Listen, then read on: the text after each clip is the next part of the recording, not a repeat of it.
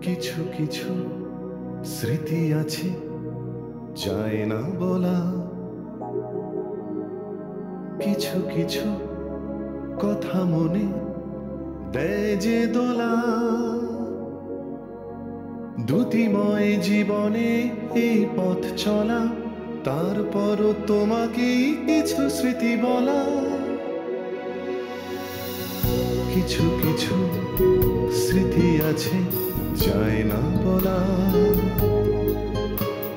কিছু কিছু কথা মনে দেয় যে দোলা।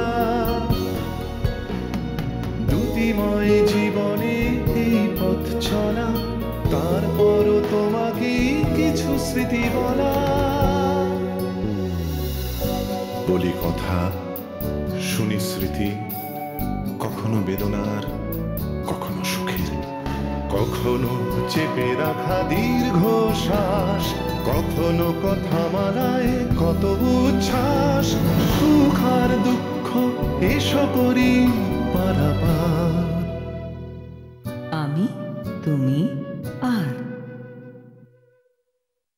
তো ওই বই পড়তে আগেই ভালোবাসতাম, কিন্তু তখন পড়াশোনাটাকে একটু কনসিয়াসলি থিয়েটার, অভিনয়, এই সমস্ত দিকে, নাটক, নাট্যতত্ত্ব, তখন অ্যারিস্টটল পড়তে লাগলাম, অ্যালার্ডাইস নিকল পড়তে লাগলাম, গুস্তাভ ফ্রেতাগ পড়তে লাগলাম, যাতে অন্তত চিন্তার দিক থেকে থিয়েটারের ভিত্তিটা আরো বাড়ে।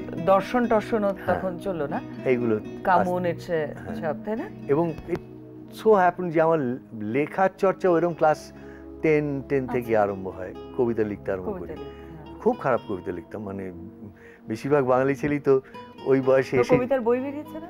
হ্যাঁ, অত এখন তো 12-14টা বই আছে। সেই খুব খারাপ কবিতা লিখতাম, তখন লিখতাম খুবই খারাপ, মানে।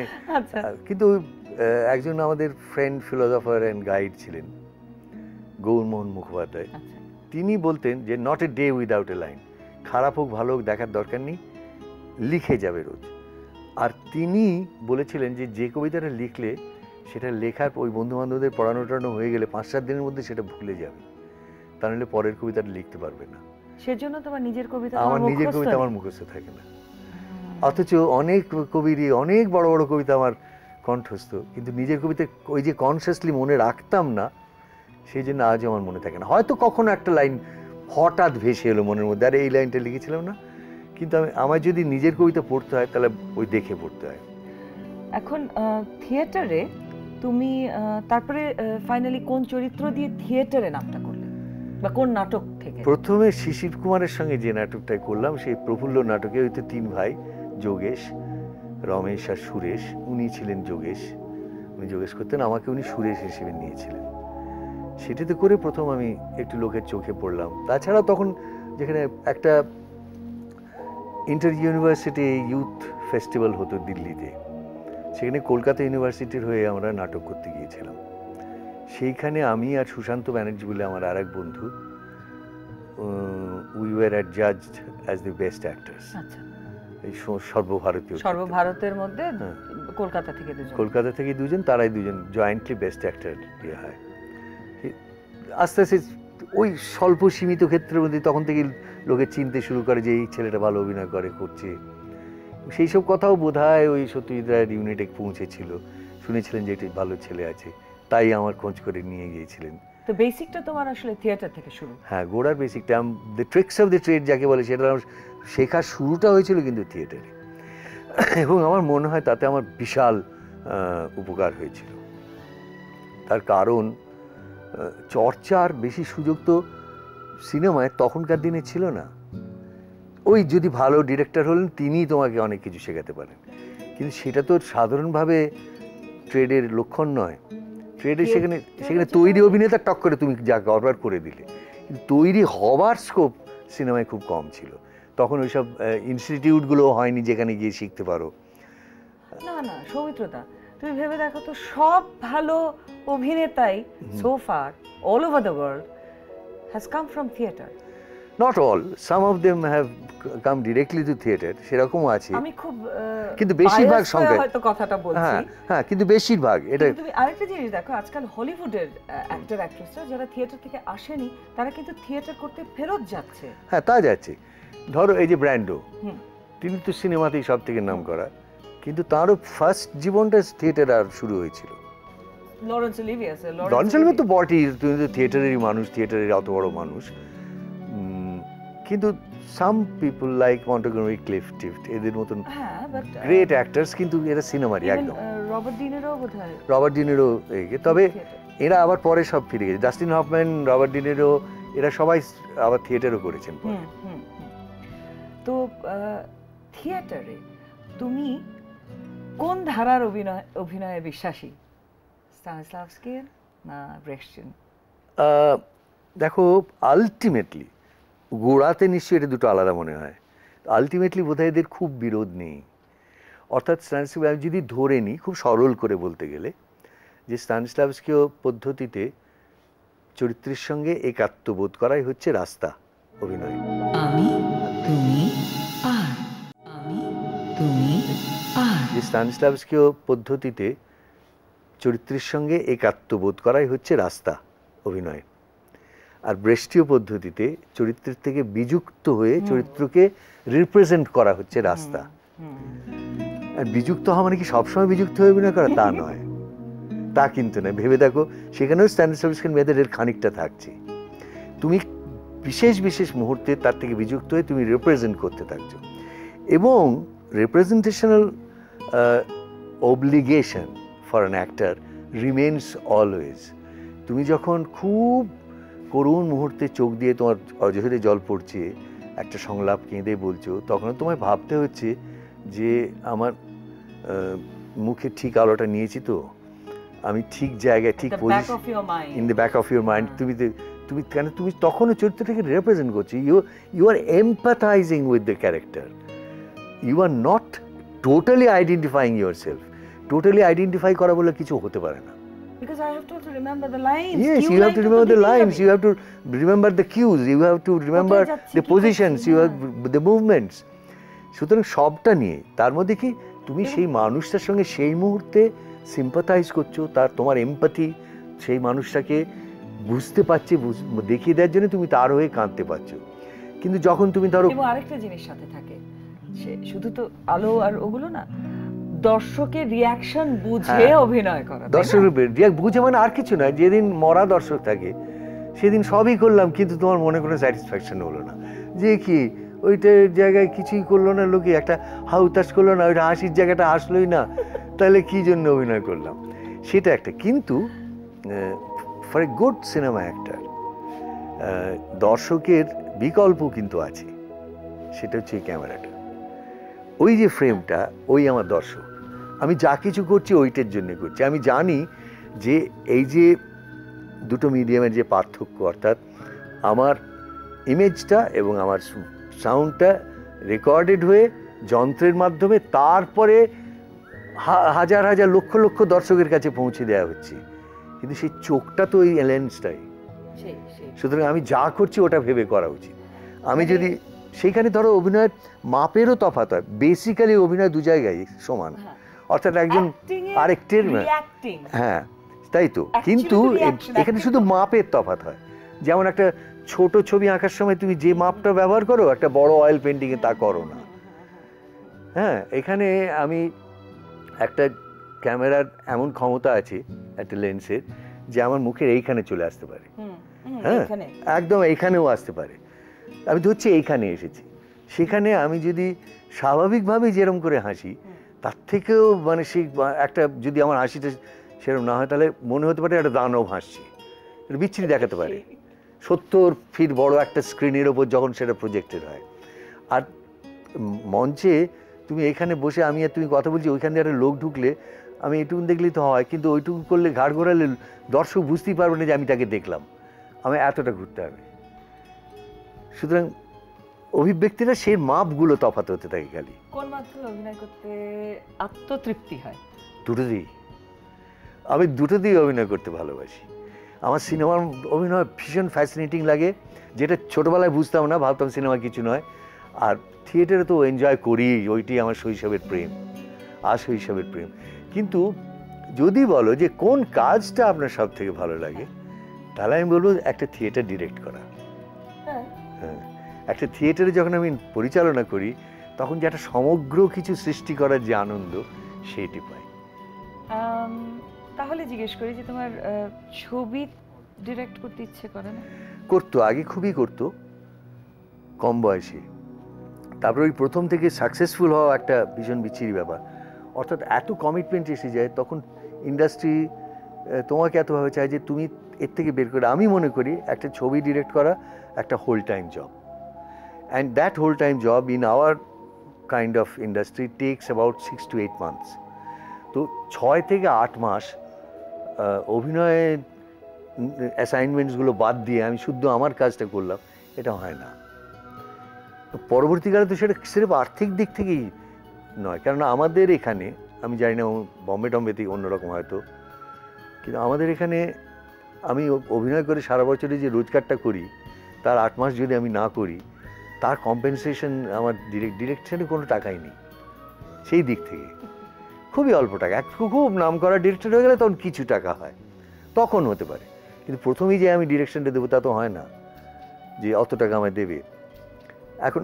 অর্থাৎ আমাকে শুধুমাত্র অভিনয়ের প্রাইসটাই দেবে, ডিরেকশন করে কি হবে, এইসব নানা রকম তোমার শুট ক্যালকুলেশন, আমার প্র্যাকটিক্যাল সেন্স যে এটা না করে তো উপায় নেই। আমার একটা লাইফস্টাইলে আমি অভ্যস্ত হয়ে গেছি, আমার একটা মাসিক বাৎসরিক খরচ আছে, আমার ছেলেপুলে একটা বিশেষ ধরনের এডুকেশন পায়, আমার স্ত্রী একটা জীবনযাত্রায় অভ্যস্ত, আমি একটা জীবনযাত্রায় অভ্যস্ত, সেগুলো ছেড়ে দিয়ে আবার স্ট্রাগল করে আমি ডিরেক্টর হয়েছি, ভালো ছবি করবো। ও আর এই ভয়, কম বয়সে, খুব কম বয়সে শুরু করলে সেটা করা যায়, একটা বয়সে এসে আর পারা যায় না। তোমার নেশা কি? নেশাটা খুব খারাপ শোনালাম, সরি। অনেক নেশা আমার, অনেক নেশা। মানে অভিনয়ের বাইরে, অভিনয়ের বাইরে সব থেকে ভালো লাগে বই পড়তে।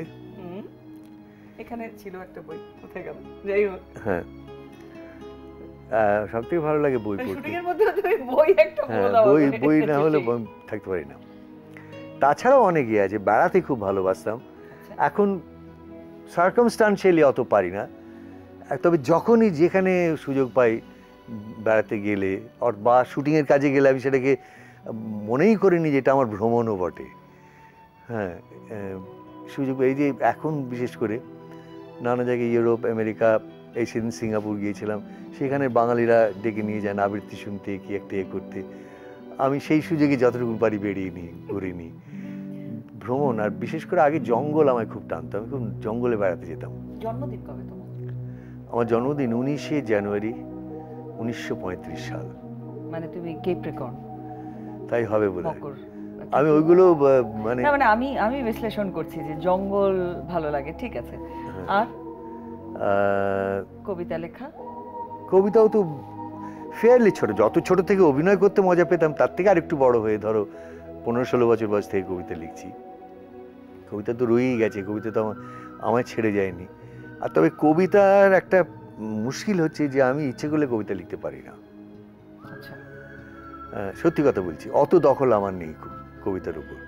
আমাকে একটু কবিতার জন্য একটু হাত জোর করে বসতে হয় যে সে আসুক, আমি লিখবো, এসো। হ্যাঁ, আমি I can't command him to come, him or her, whoever he or she is. মানে কিন্তু আমি এইটুকুন বলতে পারি, এটাকে দুর্বিনয় ভেবো না, যে আমায় যদি কেউ গভীর ঘুমের মধ্যে মাঝরাতে ধাক্কা মেরে তুলে দিয়ে বলে শর্ট দাও, আমি দিতে পারি।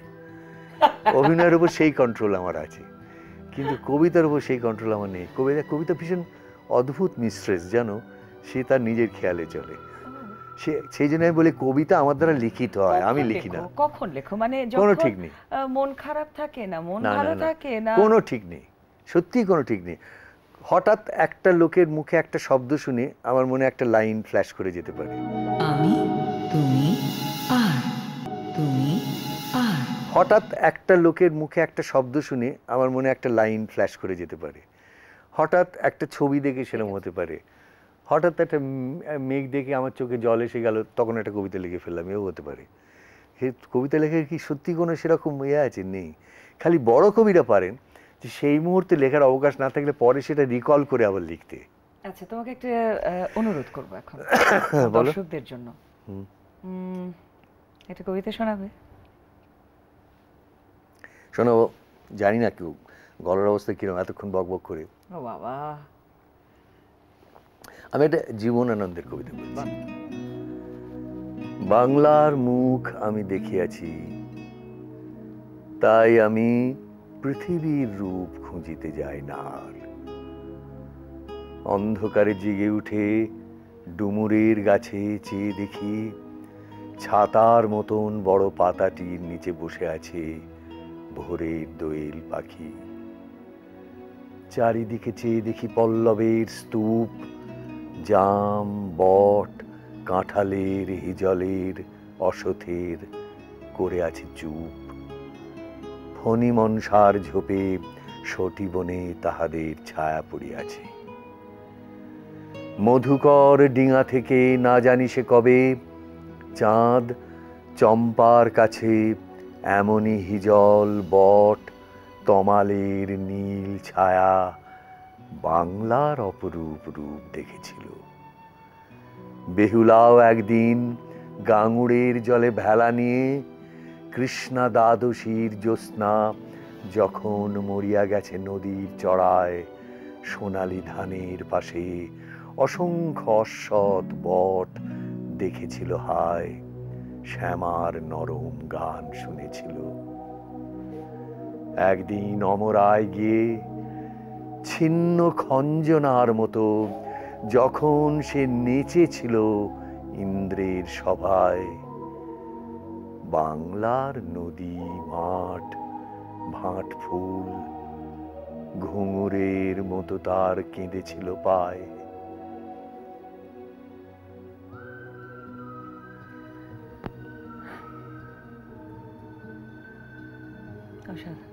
কি আমি কি বলবো, বাংলাদেশ এর মানে তোমার কাছে কি? বাংলাদেশ আমার কাছে মানেটা কি? মানেটা কি আমি জানি না। বাংলাদেশ মানে কি? বাংলাদেশ আমার চৈতন্য, বাংলাদেশ আমার অস্তিত্ব। মানে সেটা আমি সমগ্র বাংলা মিলিয়ে বলছি। আজকে হয়তো আলাদা বাংলাদেশ হয়েছে, সেটা রাষ্ট্রিকভাবে আর একটা রাষ্ট্র, কিন্তু আমার কাছে আমার মনের ভেতর বাংলা অবিভাজ্য, এবং বাঙালি তো অবিভাজ্য বটেই। আমি আমি আমি নিজেকে বাঙালি ছাড়া আর কিছু ভাবতেই পারি না।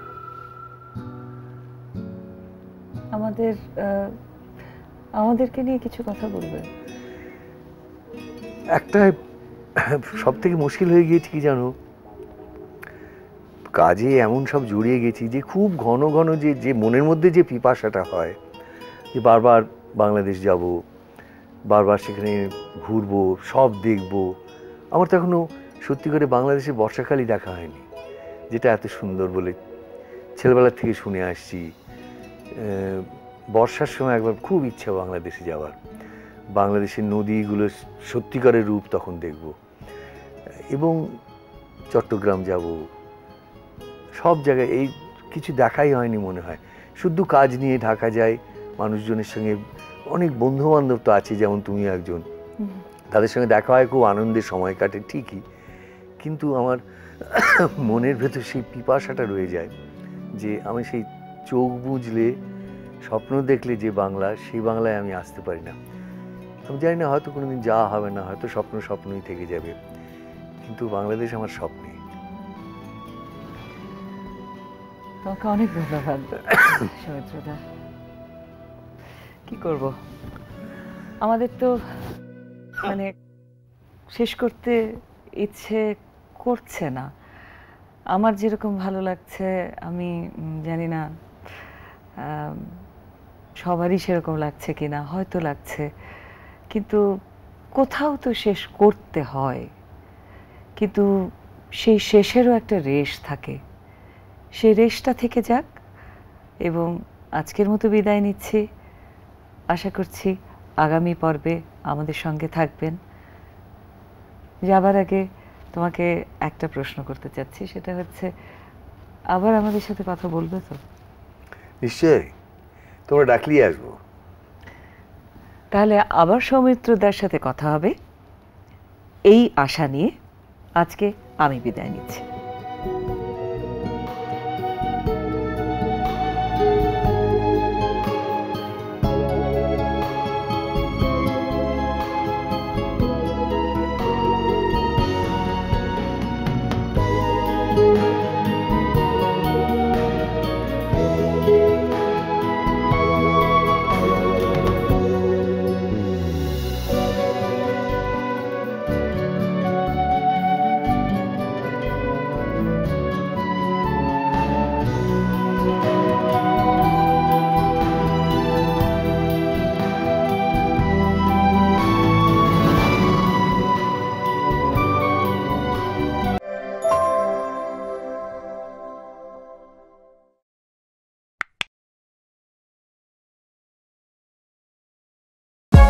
For more updates, subscribe